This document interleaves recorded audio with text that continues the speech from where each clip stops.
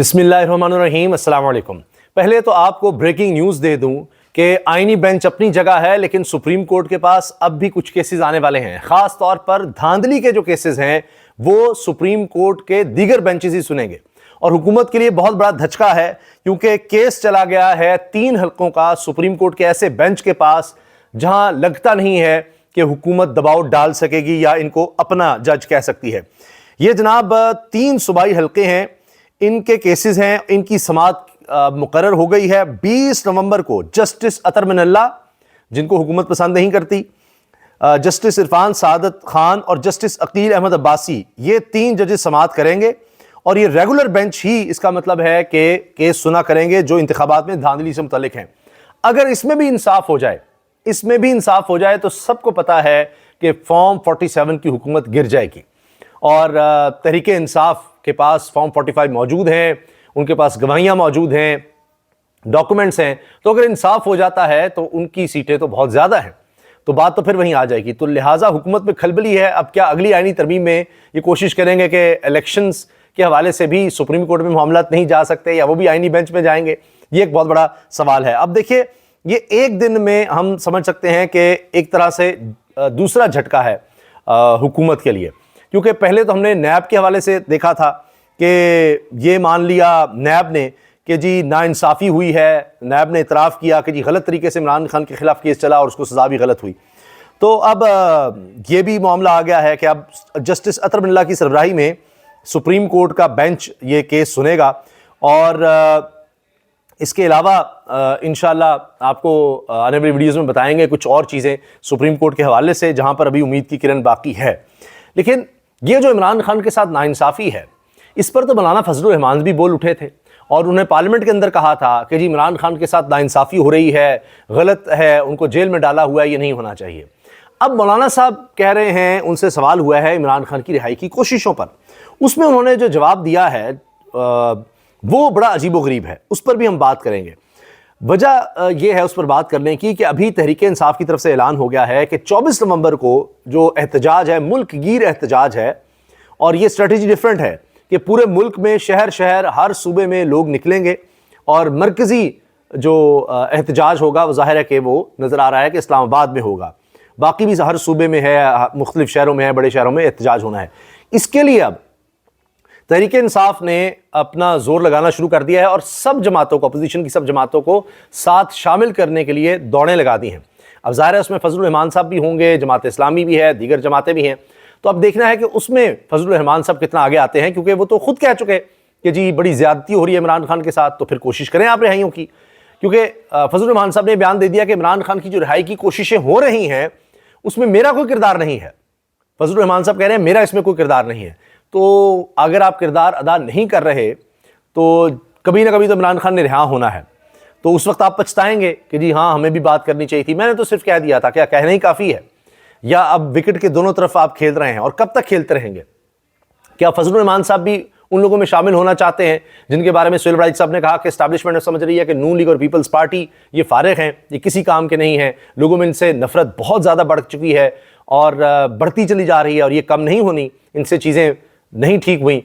तो अब कुछ और जमातों की तरफ देखा जाए, उनके ऊपर हाथ रखा जाए, क्योंकि इमरान खान का मुकाबला ये नून लीग और पीपल्स पार्टी मिलकर भी नहीं कर सकते।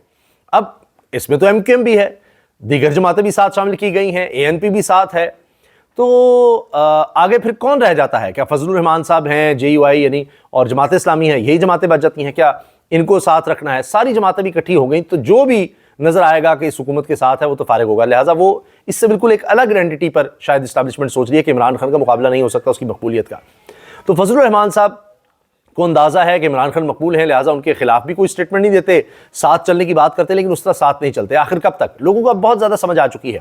कामरान मुर्तज़ा साहब का आज मैं देख रहा था बयान आया कि जी अख्तर मेंगल साहब ने 26वीं आईनी तरमीम को चैलेंज किया है, सुप्रीम कोर्ट को इसको देखना चाहिए क्योंकि बड़ा गलत हुआ है, बड़े गलत तरीके से 26वीं आईनी तरमीम आई है, बहुत बुरा हुआ है। तो इसमें फिर कामरान मुर्तज़ा साहब ने साथ दिया था, सेनेटर हैं जेयूआई के और उनके लीगल माइंड है सबसे ज़्यादा मीटिंग्स में, और मेन यही थे। जिस तरह कानूनी तौर पर जो भी मुशावरत हो रही थी उसमें तहरीक इंसाफ की तरफ से सलमान अकबर आजा थे और यहाँ से कामरान मुर्तज़ा थे। تو 26ویں آئینی ترمیم تو پاس کرنے کا کریڈٹ فضل الرحمان صاحب لیتے تھے. اب رونا شروع کر دیا ہے. فضل الرحمان صاحب کہہ رہے ہیں کہ دیکھیں انہوں نے 26ویں آئینی ترمیم میں جو چیزیں ہم نے روکی تھیں وہ بعد میں انہوں نے کروا دی ہیں, اور یہ بڑا انہوں نے غلط کر دیا ہے, یہ کر دیا وہ کر دیا, اب یہ دوبارہ قانون سازی پر آ گئے ہیں, فلاں کر دیا. تو یہی وقت ہے فضل الرحمان صاحب کے لیے کہ جب ان سے سوال ہوا کہ جی رہائی کی کوششوں میں میرا کوئی کردار نہیں ہے, تو کہیں کہ ہم تو کردار ادا کرنا چاہتے ہیں, ہمیں کرنا چاہیے, کچھ اس طرح کی بات کریں.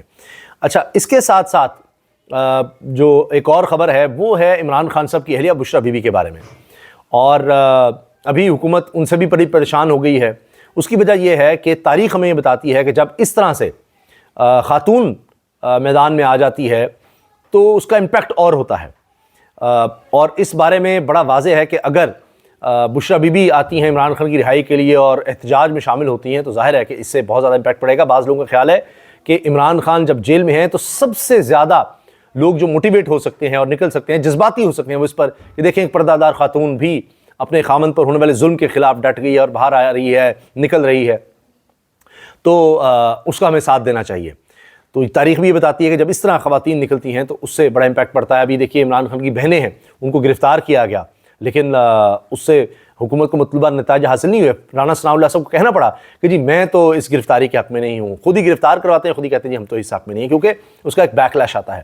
تو یہ تو واضح ہو گیا ہے کہ بشریٰ بی بی کا سیاست میں کردار نہیں ہے, عمران خان نے واضح کر دیا. لیکن کیا کوئی اہلیہ اپنے خاوند سے ہونے والے ظلم کے خلاف نہیں نکل سکتی؟ یہ کہاں پر ہے؟ اور عمران خان کی بہنیں بھی نکل رہی ہیں. تو یہ ایک بڑا فیکٹر ہے, اور ان کا آنا, آج سے پہلے ہم نے ان کو بشریٰ بی بی کو اس طرح کسی احتجاج میں یا اس طرح کی چیز میں ایکٹیو نہیں دیکھا. اب وہ چیزوں کو دیکھ رہی ہیں, تو اگر 24 تاریخ کو وہ بھی نکلتی ہیں تو ظاہر ہے اس کا بہت زیادہ امپیکٹ آئے گا. تو یہ بھی ایک سرپرائز ہو سکتا ہے. عمران خان صاحب ہمیشہ سمجھتے ہیں ایک پردہ دار خاتون ہے, وہ بس اپنے عبادت میں لگی رہتی ہیں, تو وہ شاید اس طرح سے نہیں آ سکتی, یا اس طرح کا کردار ادا کرنا ان کے لیے مشکل ہوگا. کبھی زندگی میں بھی کبھی وہ سیاست میں نہیں تھیں, اور اس طرح کا ان کا کوئی رول کبھی نہیں رہا. تو یہ بھی ایک بہت بڑا سرپرائز ہے اگر وہ سامنے آتی ہیں, اور ابھی تک تو یہی نظر آ رہا ہے. باقی اس کے ساتھ ساتھ جناب جو اس وقت ہر طرف ڈسکشن ہو رہی ہے سوشل میڈیا پر, وہ سوشل میڈیا کو بند کرنے کی ہے, کہ جو فتوے حکومت لگوا رہی ہے, لا رہی ہے, اس پر بہت زیادہ بات ہو رہی ہے. علی محمد خان صاحب نے کہا ہے, عمران خان نے کہا جس دن اللہ چاہے گا میں رہا ہو جاؤں گا, میرا اللہ پر ایمان ہے. تو مولانا صاحب ہوں نہ ہوں یا کوئی اور ساتھ دے نہ دے, وہ اب عمران خان صاحب اللہ کی طرف دیکھ رہے ہیں. اچھا جی, جتنی امید عمران خان کو 8 فروری الیکشن سے پہلے تھی, اتنی ہی امید اب عمران خان کو ہے کہ 24 نومبر کو عوام نکلے گی. یہ بھی علی محمد خان نے بات کی ہے ٹیلی ویژن پر.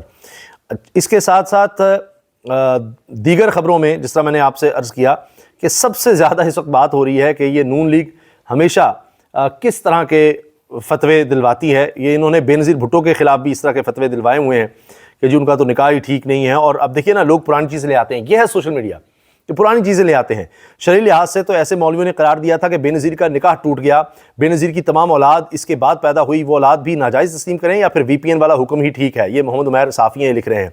پھر اس کے علاوہ جناب زبیر علی خان صافی ہیں, وہ کہتے ہیں مجھے آج پتہ چلا کہ امریکہ میں شریعت پر چلا جاتا ہے, اسی لیے جب سے آیا ہوں وی پی این کے بغیر ایکس استعمال کر رہا ہوں, کہ وہاں پر وی پی این نہیں, کیونکہ یہاں پر فتویٰ دلوایا گیا ہے نون لیگ کی طرف سے, اسلامی نظریاتی کونسل کی طرف سے ڈاکٹر راغب نعیمی صاحب نے دے دیا ہے کہ جی وی پی این کا استعمال غیر شرعی ہے. اب پوری حکومت غیر شرعی کام کر رہی ہے, غیر شرعی طور پر وی پی این کر کے ٹویٹس کر رہی ہے, کیونکہ اب یہ ہے ہی, اب جو حکومت کی طرف سے اسٹیٹمنٹس آتی ہیں یا پریس ریلیزز آتی ہیں وہ ساری اب ایکس پر پوسٹ ہوتی ہیں, تو وہ سب وی پی این لگا رہے ہیں, غیر شرعی کام کر رہے ہیں. پھر جناب ہوتا یہ ہے کہ اسی طرح سے انہوں نے ہمیشہ فتوے لیے اپنی مرضی کے. اور محمد عمیر صافی لکھتے ہیں کہ موجودہ رویت ہلال کمیٹی کے چیئرمین مولانا عبدالخبیر آزاد کے والد مولانا آزاد سے تب کی اسٹیبلشمنٹ لیگی حکومت نے بے نظیر کے اسلام سے خارج ہونے اور نکاح ٹوٹنے کا فتویٰ لیا تھا. اب یا دونوں فتویٰ مانیں یا دونوں کو نہ مانیں. لیجیے پھر بشارت راجہ صافی ہیں, وہ کہتے ہیں یہ ملا ہی ہیں جنہوں نے فتویٰ جاری کیا تھا کہ لاؤڈ سپیکر پر اذان دینا, فوٹو بنوانا, ٹی وی کے سامنے جانا حرام ہے. اب کہتے ہیں ذرا ساؤنڈ کی پچ بھاری رکھنا, فوٹوگرافر ساتھ ساتھ گھوم رہے ہوتے ہیں, ایسے فتووں کا کیا. تو اس پر بڑی کرٹیسزم ہو رہی ہے. جو کچھ یہ اب حکومت جس سطح پر آ گئی ہے کہ اب جناب آپ کسی طرح سوشل میڈیا کا استعمال نہ کریں, یہ غیر شرعی ہو گیا ہے, وی پی این لگائیں گے غیر شرعی ہو جائے گا, یہ اب ایک مذاق بن گیا ہے, اور ہمارا بھی مذاق بن رہا ہے, پوری دنیا بھی ہمارا مذاق ہی اڑائے گی. اور وہ وقت یاد آ جاتا ہے جب مسلمانوں نے غلطی کی کہا جی پرنٹنگ کا کام غیر شرعی ہے، اور اس کے بعد مسلمان کبھی آگے نہیں بڑھ سکے. ہم علم میں کتنے پیچھے رہ گئے یہ کہہ کر کے جی پرنٹنگ نہیں ہو سکتی. اور اسی طرح تلواروں کے علاوہ ہم نے لڑنا نہیں ہے. تو یہ 2 تاریخ میں بڑا ہمارے لیے ایک سیٹ بیک تھا. تو آج آپ دیکھیے ہم پھر اس طرح کے فتووں پر چل پڑے ہیں. تو اللہ تعالی ہمارے اوپر رحم کرے، کیا کہہ سکتے ہیں. اجازت دیجیے، اللہ حافظ.